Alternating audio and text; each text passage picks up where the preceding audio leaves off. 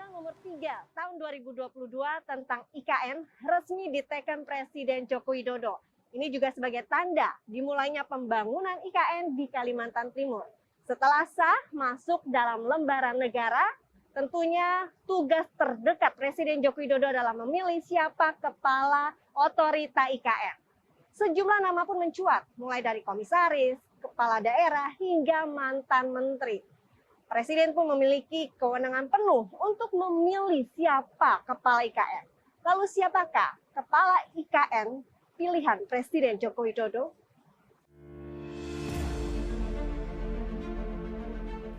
Joko Widodo sudah mengungkapkan akan memilih kepala Badan Otorita IKN dari kalangan non-partai. Sejumlah nama mencuat sebagai kepala Badan Otorita IKN, mulai dari mantan Gubernur DKI Jakarta, Basuki Cahayapurnama alias Ahok, Bambang Susantono, mantan Wakil Menteri Perhubungan pada Kabinet Indonesia Bersatu 2 periode 2010 hingga 2014, mantan Bupati Banyuwangi Abdullah Azwar Anas, mantan Kepala Bappenas Bambang Brojonegoro, hingga mantan Direktur Utama Wijaya Karya atau Wika Tumiana. Bahkan Gubernur Jawa Barat pun masuk dalam bursa kepala otoritas selevel gubernur ini. Ahli politik dari UIN Syarif Hidayatullah Adi Prayitno menilai kepala IKN Nusantara harus bisa mentransfer keinginan Jokowi, kerja cepat, memiliki komunikasi politik yang baik dan tidak pencitraan. Secara umum tentu kriterianya ada dua. Pertama soal kriteria normatif, punya kapasitas, punya kompetensi, punya jam terbang dan punya pengalaman, ya, itu tidak bisa ditawar. Karena tentu saja kepala otorita ini bukan orang yang kemudian coba-coba sebagai kelinci percobaan untuk membangun ibu kota baru yang dianggap sebagai sebuah proyek mercusuar. Yang kedua yang paling penting tentu adalah kemampuan teknis. Satu, kemampuan teknis itu adalah mengkomunikasikan bagaimana IKN ini adalah sebagai sebuah kepentingan bersama bangsa.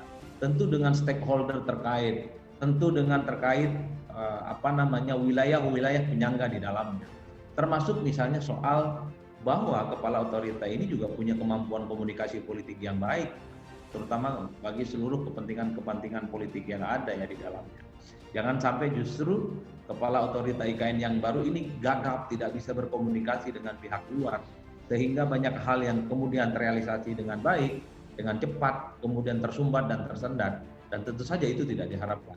Dan yang paling penting, kepala otorita IKN yang baru itu adalah mereka yang lebih banyak bekerja ketimbang misalnya membangun citra sebagai upaya menuju jalan panjang 2024. Nantinya Kepala Badan Otorita IKN akan berkantor di Jakarta dan Balikpapan selama pembangunan fisik belum selesai. Kemungkinan pemimpinan otoritas dilantik pekan ini, diungkap tenaga ahli utama kantor staf Presiden Wandi Tuturong.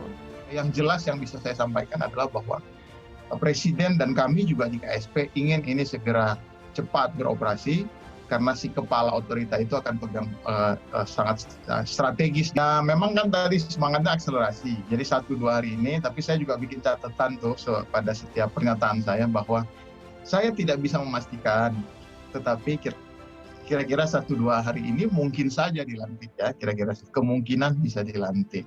Kepala dan wakil IKN yang telah dilantik akan menjabat selama 5 tahun. Sesuai undang-undang, paling lambat 15 April, Kepala Otorita IKN sudah harus dipilih. Nova Nayantaka, Devi Fitriani, Jakarta.